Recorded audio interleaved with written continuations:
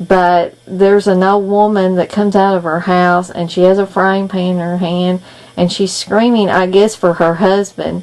And she's just, I can't do a very good imitation of this woman, but she's just going, Jimmy, Jimmy, you get out here and you chop this wood. And it was just so hilarious. And she's carrying this frying pan around, and you're wondering, is she going to, like, when she finds him, is she going to beat him upside the head, or what's she going to do? Well, when she does find him, she ends up, like, hitting him in the butt with this frying pan and making him go chop wood. And I guess this guy is so henpecked that he just goes, alright, I'll go chop the wood. And then, of course, the zombies or Alien Dead or whatever they are attack them. And when they attack people, it's just like they push them down and blood runs out of their mouth. And the next thing you know, they're zombies. But that's, that's the basic plot of this movie, if you can call it a plot.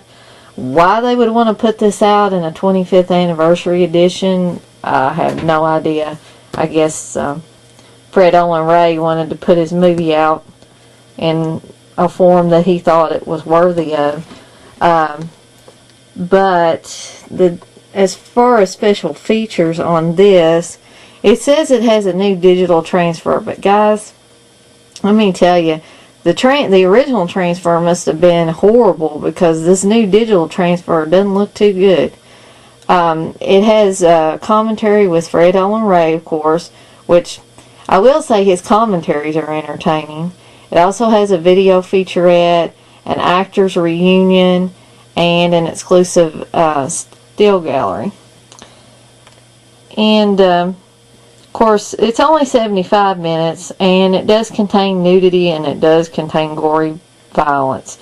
Okay, but whether that's, worthy of you wasting 75 minutes of your time, I don't know. It was kind of a humorous walk down memory lane for me, but still a horrible, horrible movie. And I wondered all the time when I was rewatching it, really, why I was putting myself through this again. But anyway, that's Alien Dead. Okay. The next movie is a movie called Blood Harvest, which I think Retro Media actually put this one out as well, and only put it out for a short time. I don't know if there were some rights issues or what, but it wasn't out in places like Amazon or Deep Discount or anywhere for very long before it was pulled. I ended up getting this copy from someone on eBay. It is an original copy, but I didn't get in on the by purchasing it from Amazon or Deep Discount. And something else you'll notice about this movie, it has the infamous Tiny Tim. Yes, Mr. Tiptoe Through the Tulips himself is on this movie. And what can I say about Tiny Tim? Well, the guy was obviously an odd character anyway, for anyone that had seen him perform or seen him on any variety shows of any kind.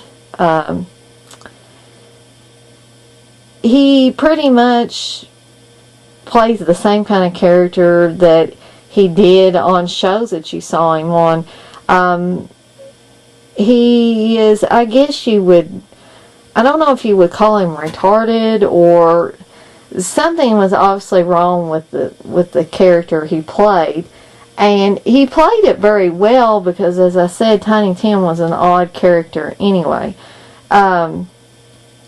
So he plays this guy named Merv, and he goes around and he paints his face up like a clown and calls himself the Marvelous Mervo, and sneaks into this young woman's house and tries to give her flowers, and he just acts really, really strange. Meanwhile, there's these murders going on in this small town, and a lot of suspicion, of course, falls on Merv, because he is the odd man out. He's the oddball character in this whole movie. But as we all know, those of us that have seen a lot of horror movies, you can't, zero in on that one odd character. Because 9 times out of 10, they're not going to be the one doing the killings anyway. I'm not actually going to tell you who is doing the killing.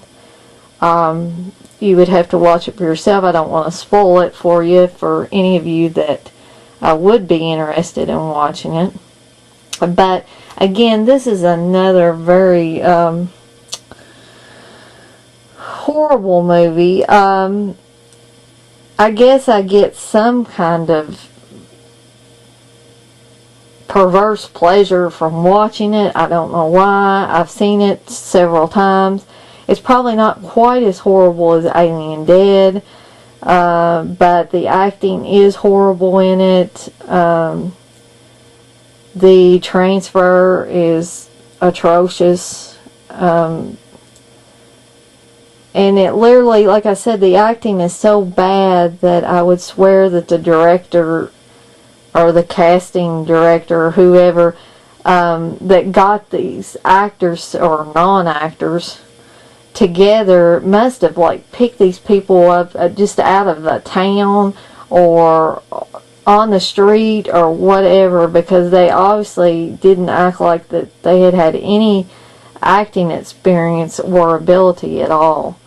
Tiny Tim was probably the one with the most acting experience. Sad to say, but like I said, that's the basic storyline of, like most horror films at that time period. There's an unseen or unknown killer and you're trying to figure out who it is, and I've seen a lot of these types of films, so by the time I watched this one, I was kind of well schooled in who the red herrings were going to be and who the actual killer might be.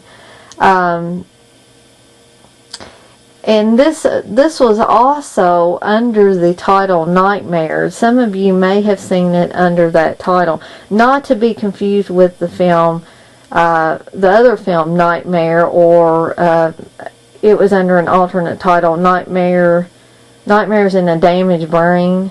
Not to be confused with that very gory, very bloody movie. This is totally different.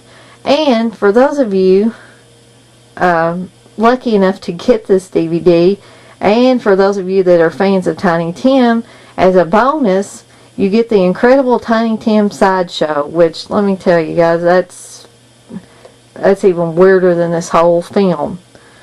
You can see a little picture there of Tiny Tim out of makeup there. Okay. Anyway, that's Blood Harvest, or under its alternate title of Nightmare. Okay, the next title is Cannibal Campout. This is part of the retro 80s horror collection, and this is from Camp Motion Pictures put this out. As you can see there. Yeah, you can't see very well. Let me see here. There's the Camp Motion Pictures logo right there. They put out several of these. This one was directed by John McBride, who also did Wood Chipper Massacre, which is by no means a good film. But if I would compare Wood Chipper Massacre with Cannibal Campout, I'd rather watch Wood Chipper Massacre 10 times before I'd want to watch this one again. But alas, I ended up watching it, and or watching it again, and I still didn't like it any better. I mean, very well, terrible acting. John McBride actually acts in this as well, and he was one of the better actors in it, I thought. And the guys that are the main cannibals in it, I don't know where John McBride got these guys. I don't know for sure if they were friends of his or what, but oh, good Lord, they could not act.